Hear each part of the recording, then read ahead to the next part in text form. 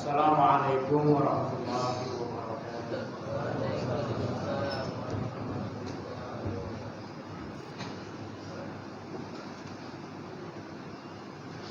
Allahu Akbar, Allahu Akbar,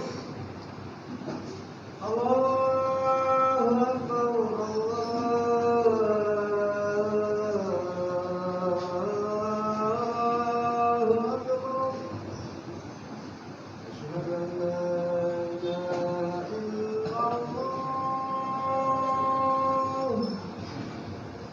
Asyhadu an la ilaha illallah. Asyhadu an la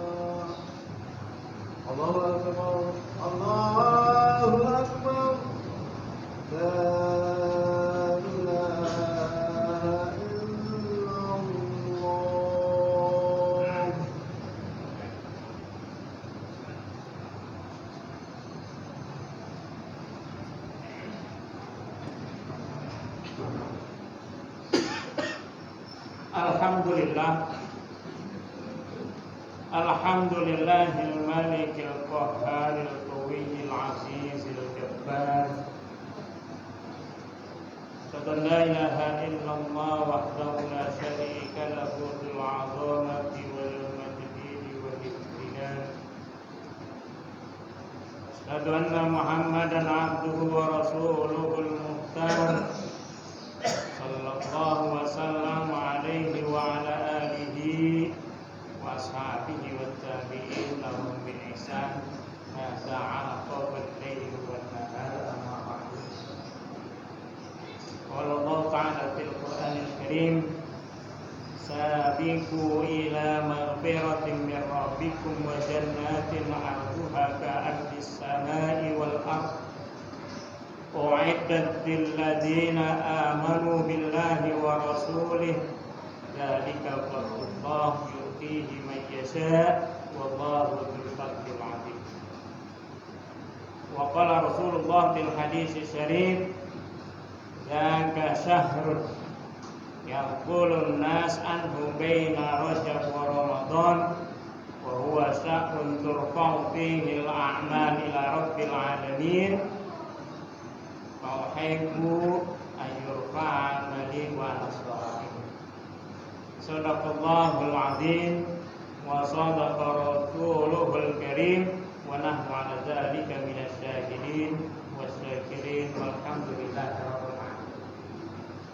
Hadirin jamaah Jumat rahimakumullah, melalui mimbar Jumat dari inisiatif besar diri sendiri dan jamaah sekalian, marilah kita tingkatkan takwa kita kepada Allah Subhanahu wa taala dengan cara menjalankan seluruh perintah-perintahnya dan meninggalkan segala hal-hal yang dilarang. Hadirin jamaah Jumat rahimakumullah, kita sekarang telah memasuki bulan Sya'ban, bulan di mana Allah memberikan pengampunan kepada kita.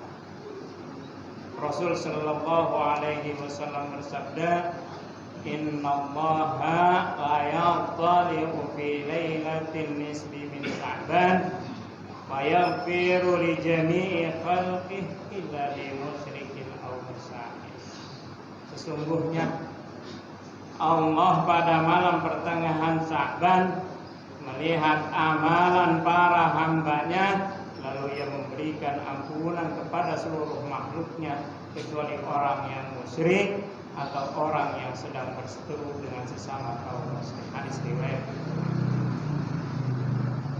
Oleh karena itu, pada kesempatan khutbah kali ini kami ingin menyampaikan tentang bulan Sya'ban, bulan pengampunan.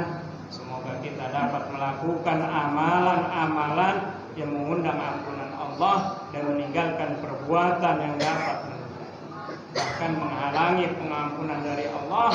Di antara amalan yang disunahkan untuk kita lakukan pada bulan Sya'ban adalah yang pertama, yaitu menuntaskan hutang puasa Ramadan. Baik kita yang masih memiliki hutang puasa Ramadan, bulan Sya'ban adalah waktu terakhir untuk menunaikannya.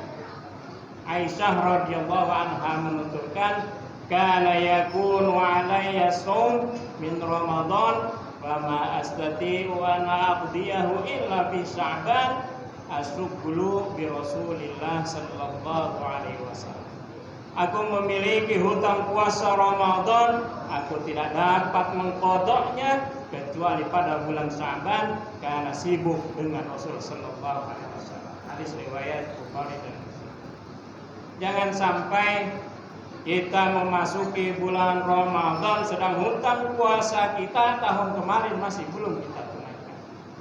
Rasul sallallahu alaihi wasallam bersabda yang diriwayatkan oleh Ahmad, "Man adraka Ramadan wa alaihi min Ramadan syai' lam yaqdi lam yutaqabbal minhu." Barang siapa menjumpai Ramadan sedang ia memiliki hutang Ramadan yang belum ia tunaikan, maka puasanya tidak diterima. Hadis riwayat Ahmad. Hadirin jamaah Jumat rahimakumullah, yang kedua, berpuasa sunnah semaksimal mungkin. Disunahkan bagi kita untuk banyak berpuasa di bulan Sya'ban. Hal ini berdasarkan penuturan Ummul Mukminin Aisyah radhiyallahu anha. Ma ra'aitu Rasulullah sallallahu alaihi wasallam istakmala siyama syahri qattun illa Ramadan wa ma ra'aituhu min syahri aktsara minhu siyaman fi Sya'ban.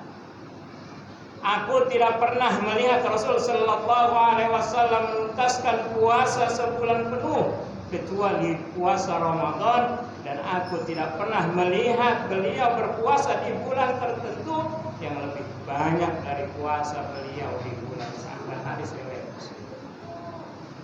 Beliau banyak berpuasa karena bulan Sya'ban adalah bulan pelaporan amal selama setahun. Beliau bersabda, wa huwa syahrun turfa'u fihi al-'amalu ila rabbil 'alamin fa uhibbu an yurfa'a 'amali wa ana sha'im.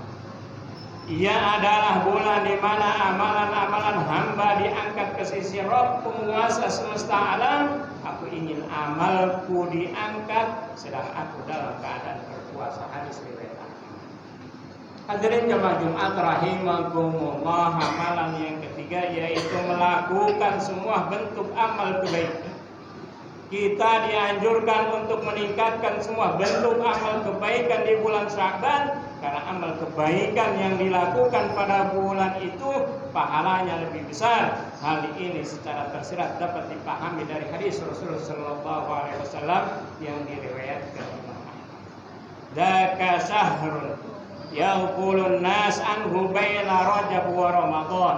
Itu adalah bulan di mana orang-orang lalai terhadapnya karena ia terletak antara Rajab dan Ramadan. Hadis riwayat Ahmad. Hadis ini menunjukkan bahwa banyak kaum muslimin yang lalai pada bulan Sya'ban, sedangkan amal ibadah yang dilakukan ketika orang-orang sedang lalai memiliki keutamaan dan pahala yang besar.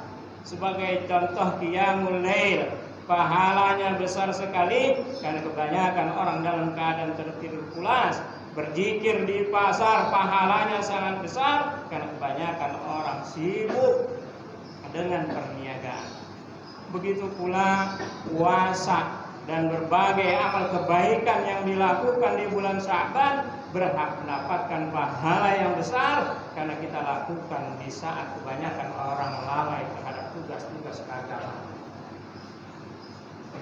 Di sisi yang lain, karena banyak orang yang lalai, maka kita merasa berat untuk melakukan amal kebaikan disebabkan ketidakteladanan dan partisipasi dari orang-orang yang ada di sekitar kita.